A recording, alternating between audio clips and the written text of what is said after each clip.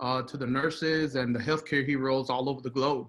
Whether you're retired, at the bedside in nursing school, or in the C-suite, my first feeling is one of celebration and gratitude for your many contributions, the contributions that get celebrated and the contributions that are often not shared.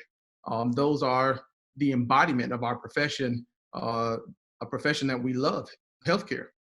So I would first say I feel celebration and gratitude for those who give of themselves every day, go into harm's way, and deliver great care. We're fighting two public health emergencies that I can think of off the bat. One with COVID-19 and the other with systematic racism and discrimination. And every person who participates in the delivery of care, whether they're in EVS, culinary services, guest services, they're practitioners or they're non-practitioners alike.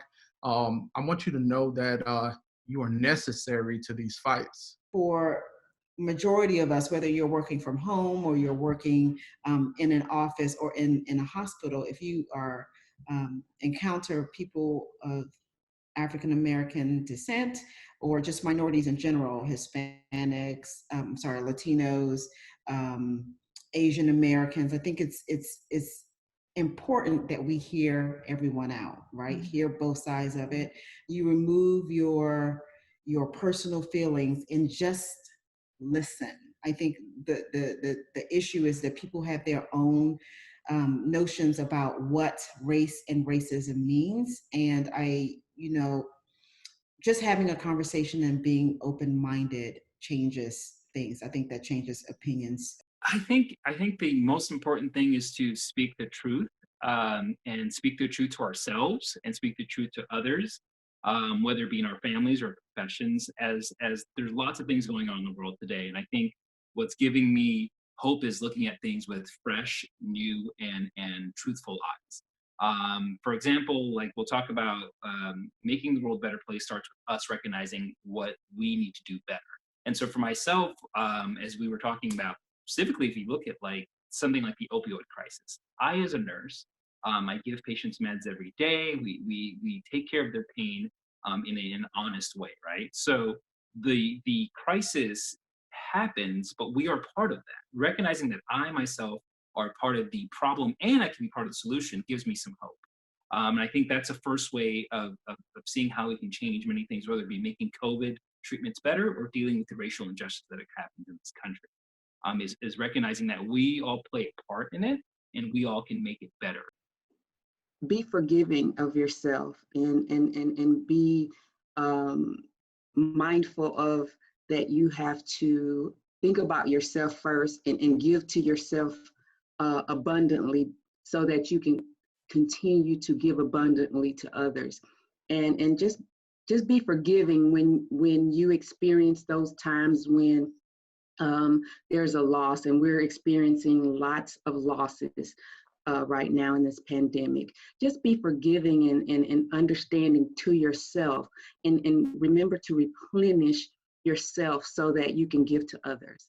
I think that's really, really important, especially for nurses, because we often are always giving to others and we really take a back seat to our own physical and mental and emotional health. But on those days when I can just exhale and slow down and sit and breathe and hold space for people and listen to what they have to say, at the end of the day, I feel so much better. And when I write my 3 things that I'm grateful for the day, those are always the best days because I feel that I've helped people. And for me, that's a personal high. But on those days when I'm harried and I just can't connect and I don't listen and I miss things or I say something in my harried state that I think, oh God, I could have done that better. Those days aren't good. So I think when we can just slow down enough to be fully present with other people, the days are just better days. No leader is successful on his or her own accord. We're only successful because other people help us. And the only way you get good is to help to put good back into others. Let people know how much they mean to you or that small gesture meant to you. And it's so funny, and this is how I think I have begun to realize we're all starved for it. How many times do you get a thank you card for your thank you card? Because we're just starved for it. People are so shocked to be thanked that you get a thank you for your thank you card. So when I start my virtual meetings and begin, I always try to find the one question about you. So, and it will be something more of my icebreaker in terms of, so what was the best thing that happened to you yesterday? Because that kind of stops people for a moment, because they're prepared to tell me all about their work and their role and what they can do to help me or what I could do to help them. But when I have taken that pulse and that beat just to say, what was the best thing that happened to you, or what made your day, or what were 3 things you were most grateful for yesterday, it kind of says, stop a moment and let's connect here as humans first, and then we can talk business. Before we speak to our teams about resilience, let's talk about recovery. That the elasticity you need, if you will, to bounce back comes from recovering wounds. And we need to think about how we are supporting our teams in that recovery before we urge them to snap back. Minority and social stress is real.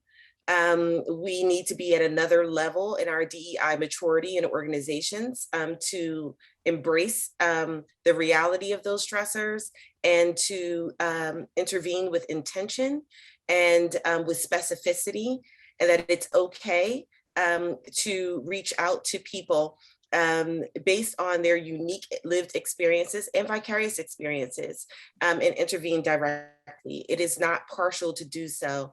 It is corrective. I would also say finally that culture shift requires structural change. We know that in our society, and it's true in our organizations, and structural change is really about top-down buy-in from our boards on. It's about our policies, it's about our practices, it's about making sure that we are creating a culture of respect and gratitude through our policies, and you can do that. We need to hold our organizations and ourselves true to the core values and the missions and visions that we espouse. And so remembering that all of the things that we're saying will not hold true without an organizational commitment rooted in how we move every day.